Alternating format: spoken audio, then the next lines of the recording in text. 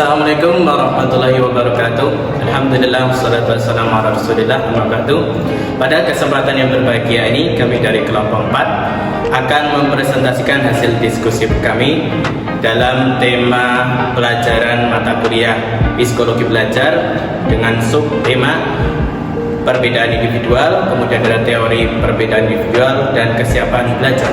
Adapun anggota dari kelompok 4, saya sendiri Sakti Putra Mardika dengan nomor NIM 20422044. Saya Jessica Rizky Nurbayanti dengan NIM 2042220. Nabi Sihab dengan NIM 2042205. Sabrina Fiana Desa Fikri dengan NIM 204220008. Saya Umi Habibah dengan NIM 2042207 NIM 2042216. Saya Lutfita Firda Turjana dengan NIM 2042221. Malusna NIM dengan NIM 204222197. Tadi anggota kelompok dari kelompok 4 silakan untuk menikmati video kami dalam presentasi yang kami akan hadirkan kepada pemirsa semuanya.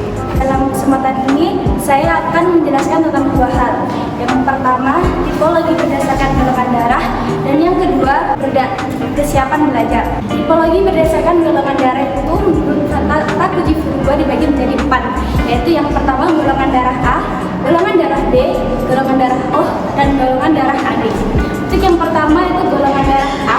Golongan darah A ini berkarakteristik kepemimpinan yang disiplin, prosedural, tuntas, sangat kooperatif, dan memiliki bakat dalam menyampaikan pendapat ataupun saran.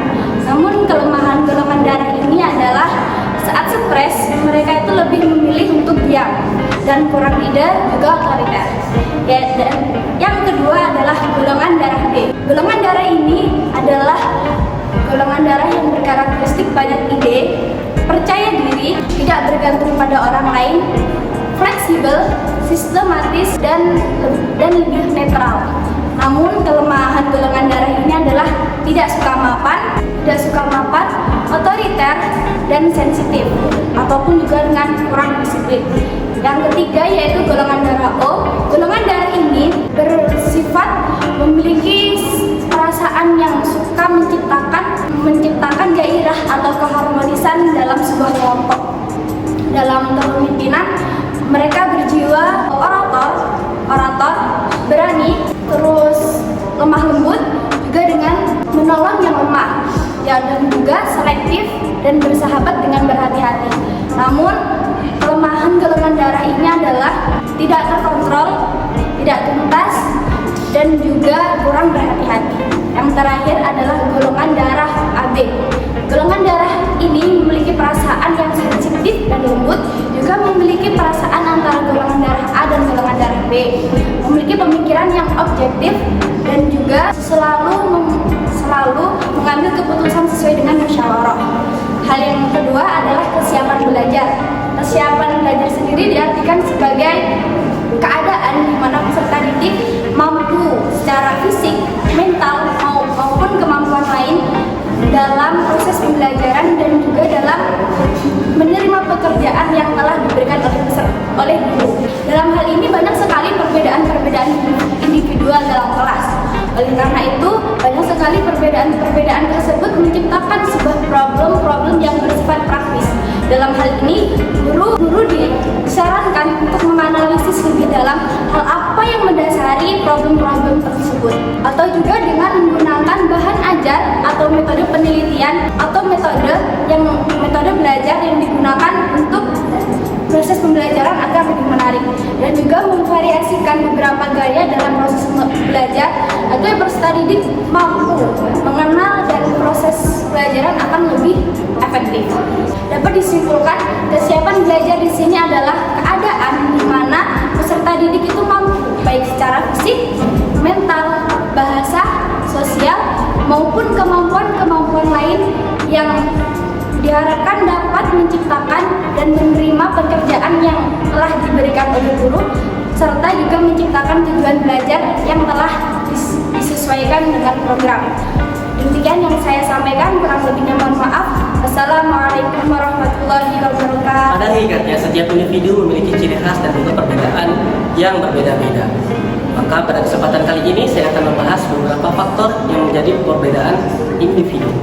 Faktor-faktor yang menjadi perbedaan individu ini adalah agar membedakan antara individu satu dengan individu yang lainnya. Oleh karena itu, 3 faktor yang mempengaruhi perbedaan individual. Yang pertama adalah faktor keturunan atau hereditas, kemudian yang kedua adalah faktor lingkungan, dan yang terakhir adalah faktor campuran. Yang pertama adalah faktor keturunan atau hereditas. Faktor ini adalah faktor yang disebabkan dari hasil keturunan orang tua, atau dari hasil zigot yang dihasilkan dari orang tua, baik dari perbedaan fisik, kemudian psikis, dan juga potensi yang dimiliki oleh individu. Ini adalah beberapa faktor yang disebabkan oleh faktor keturunan atau hereditas. Kemudian yang kedua adalah faktor lingkungan. Pada umumnya, lingkungan itu terbagi menjadi statis dan dinamis. Statis adalah makna lingkungan yang bertempat ataupun suatu tempat. Sedangkan lingkungan yang dinamis adalah faktor lingkungan sosial. Yang dimaksudkan lingkungan sosial diantaranya adalah sosial, kemudian budaya, ekonomi, kemudian cara mendidik ataupun anak yang mengalami kekerasan dan juga orang tua yang bercerai.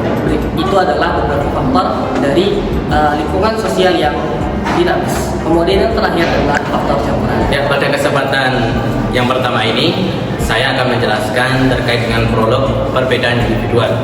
Apa itu perbedaan individual? Mudahnya, perbedaan individual adalah perbedaan yang terjadi antara manusia satu dan yang lainnya. Perbedaan ini bisa kita bagi menjadi yang fisik maupun yang non fisik. Yang fisik ya terkait dengan misalkan tinggi badan, kemudian perkembangan dan pertumbuhan seorang anak itu. Atau yang non fisik misalkan terkait dengan mental, kemudian kognitif, kemudian kecakapan bahasa. Itu. Kemudian yang perlu kita cermati, apa fungsi dan manfaat dari mengetahui dan mempelajari perbedaan individual ini. Dalam dunia pendidikan, perbedaan individual ini sangat urgent untuk kita pahami dan kita perhatikan secara saksama. Karena apa? Dalam lingkungan pembelajaran, proses belajar di kelas, kita tahu peserta didik itu memiliki banyak karakteristik, mulai dari cara belajarnya, gaya belajar, kemudian tingkat kognitifnya, kemudian bagaimana dia kondisi psikologis, mental, dan seterusnya. Itu semua adalah hal-hal yang perlu kita akomodasi dari setiap peserta didik untuk diperhatikan dan juga dijadikan sebagai acuan dalam mendesain dan juga merancang pembelajaran yang efektif dan optimal. Jadi seorang guru atau pendidik itu harus memiliki kecakapan, pengetahuan tentang perbedaan individual yang ada di kelasnya supaya dapat menciptakan pembelajaran yang efektif dan optimal dan tidak terbuang sia-sia tenaga dan usaha yang sudah dia lakukan tersebut. Demikian dan terima kasih. Baik, selanjutnya yakni mengenai teori perbedaan individual. Menurut Kirchberg, ia membagi seseorang berdasarkan 4 tipe, yang mana itu berdasarkan karakteristik jasmani dan kecenderungan tingkah laku. Ia membagi seseorang ke dalam 4 tipe. Yang pertama yakni tipe piknis.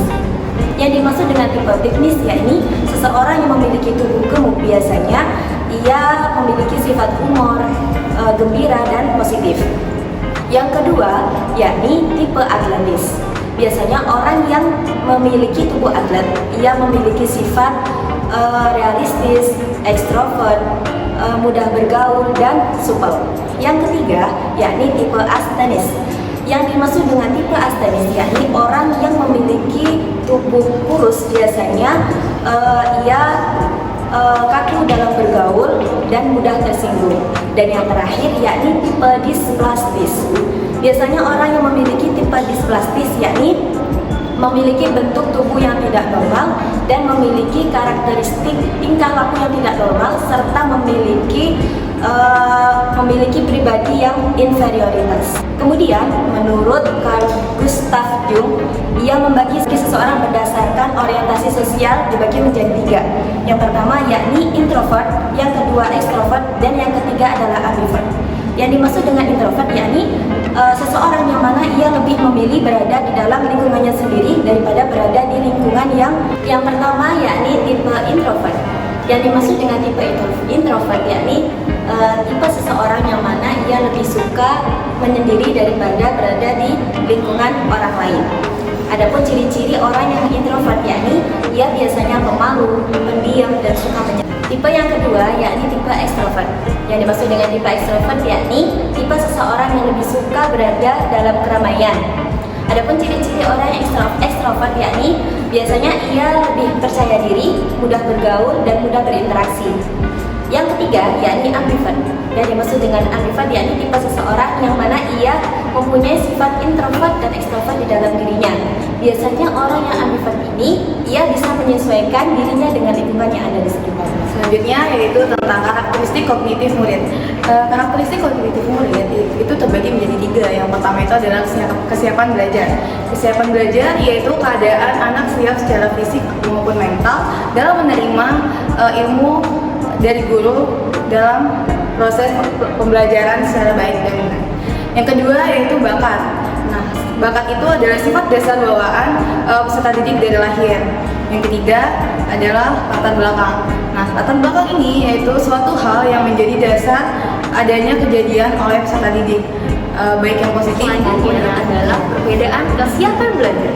Pendidik dan proses belajar dilakukan secara klasikal. Seorang guru mengajar sejumlah murid dengan bahan kurikulum materi, waktu, metode, dan alat yang sama untuk semua murid yang sebenarnya. Perbedaan kesiapan belajar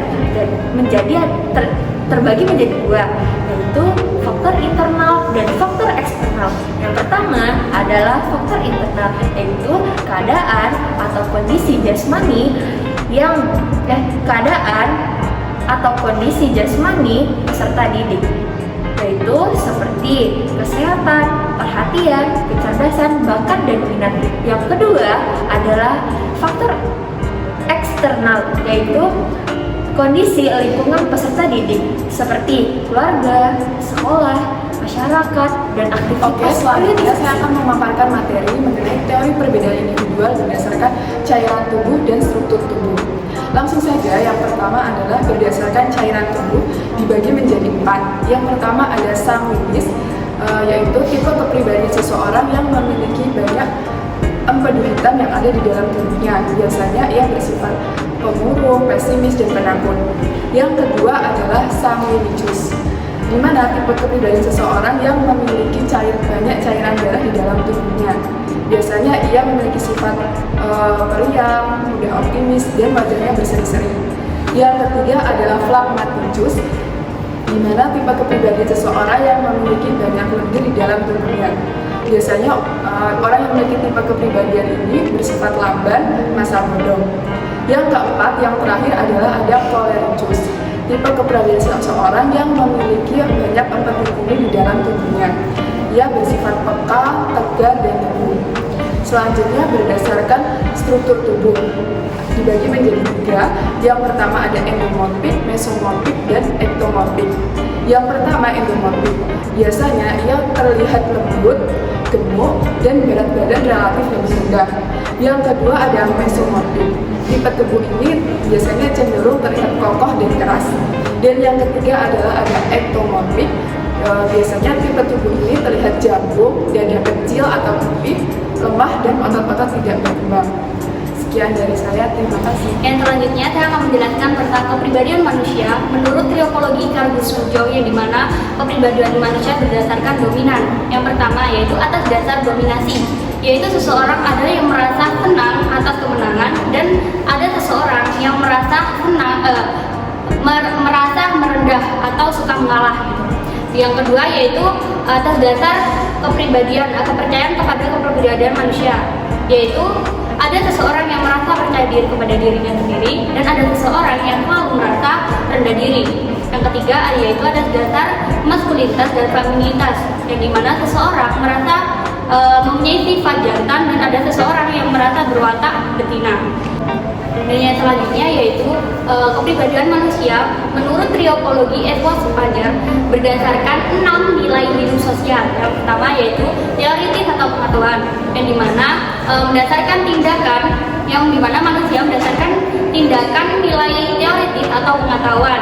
Dan yang kedua yaitu ekonomis, yang pada tipe ini manusia cenderung merasa mempertimbangkan antara keuntungan dan kerugian. Dan yang ketiga yaitu estetik atau keindahan, yang dimana tipe ini manusia merasa nilai-nilai hal yang terindah yaitu keindahan, tentang keindahan. Yang keempat yaitu sosial atau kemasyarakat, yang dimana tipe manusia ini mengutamakan tentang nilai-nilai sosial dalam tindakannya atau sebagai pola hidupnya. Dan yang kelima yaitu nilai-nilai politik, yang dimana tipe ini mengutamakan nilai-nilai politik sebagai keutamaan di dalam pola hidupnya. Dan yang keenam yaitu religius atau religiositas, di mana nilai-nilai religius dibawa ke agamaan. Dan tipe ini cenderung yang dimana seseorang yang merasa saleh dan taat kepada. Demikianlah teman-teman sekalian presentasi dari kelompok 4 tentang perbedaan individual, kemudian teorinya, kemudian kesiapan belajar. Semoga ilmu yang kita bahas pada kesempatan ini bisa bermanfaat.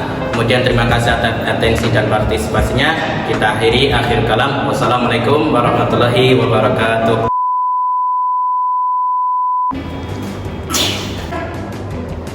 Lihat gue kayak gitu. Say hi.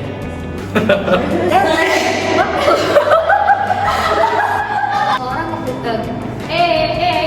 Ya, bisa. Jangan Lebih guys.